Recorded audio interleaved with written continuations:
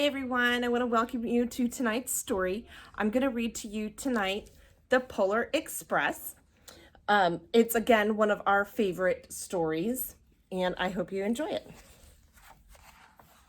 Again, The Polar Express by Chris Van Allsburg.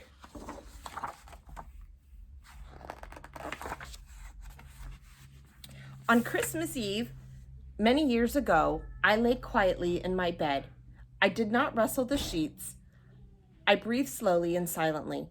I was listening for a sound a friend had told me I'd never hear, the ringing bells of Santa's sleigh. There is no Santa, my friend had insisted, but I knew he was wrong.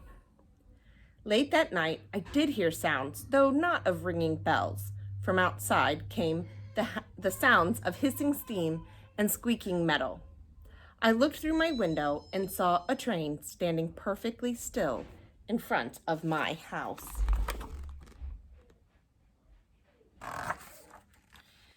It was wrapped in an apron of steam. Snowflakes fell lightly around it. A conductor stood in the open door of one of the cars. He took a large pocket watch from his vest, then looked up at my window. I put on my slippers and robe. I tiptoed downstairs and out the door. "All aboard," the conductor cried out. I ran up to him. "Well," he said, "are you coming?" "Where?" I asked. "Why, to the North Pole, of course," was his answer. "This is the Polar Express." I took its outstretched hand, and he pulled me aboard.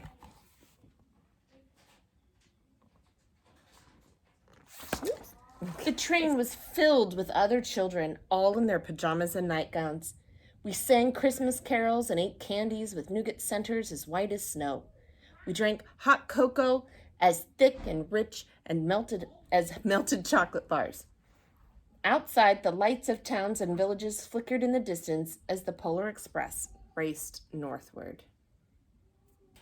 Soon, there were no more lights to be seen.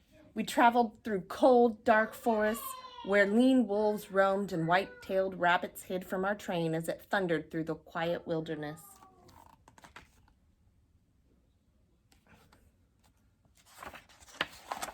We climbed mountains so high it seemed as if we would scrape the moon. But the Polar Express never slowed down. Faster and faster we ran along, rolling over peaks and through valleys like a car on a roller coaster.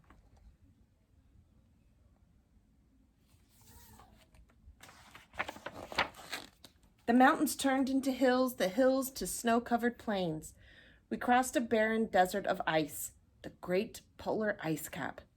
Lights appeared in the distance. They looked like the lights of a strange ocean liner sailing on a frozen sea.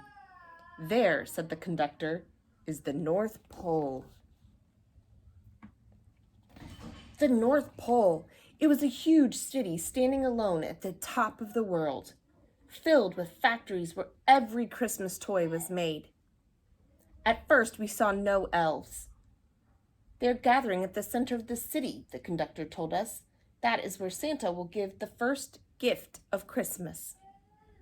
"Who receives the first gift?" we all asked. The conductor answered, "He will choose one of you."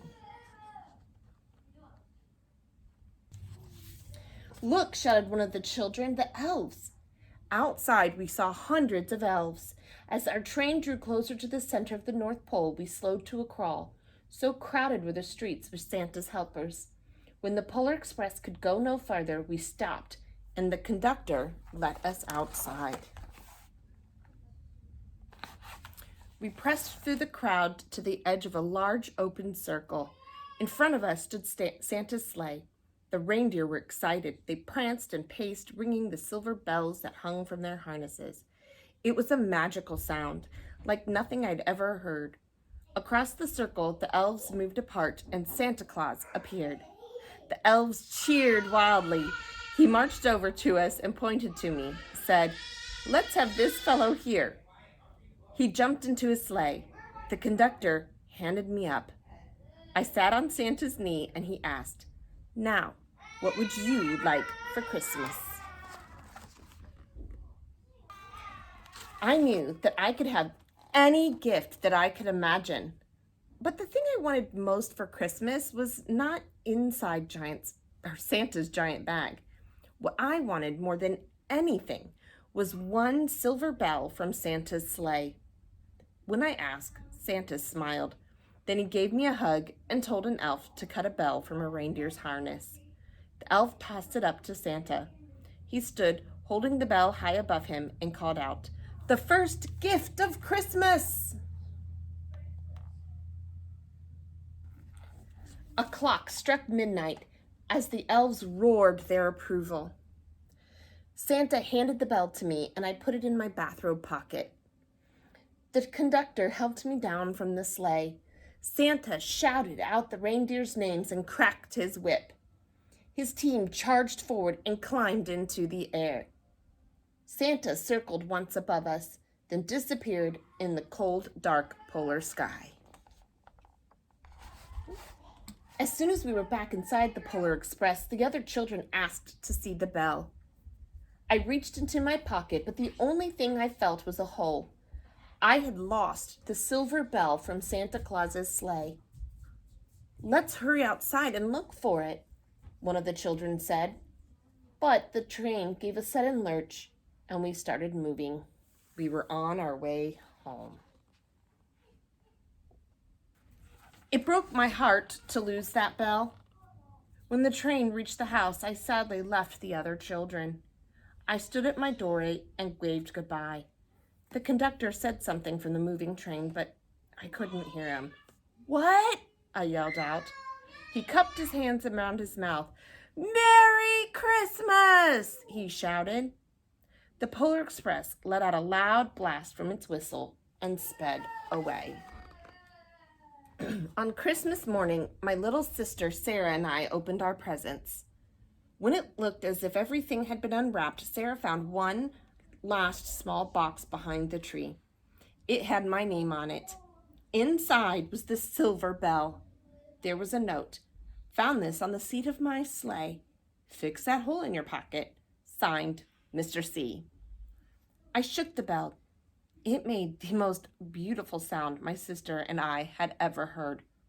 But my mother said, "Oh, well, that's too bad." "Yes," said my father, "it's broken." When I'd shaken the bell, my parents had not heard a sound. At one time, most of my friends could hear the bell, but as years passed, it fell silent for them all. Even Sarah found one Christmas that she could no longer hear its sweet sound. Though I've grown old, the bell still rings for me as it does for all who truly believe.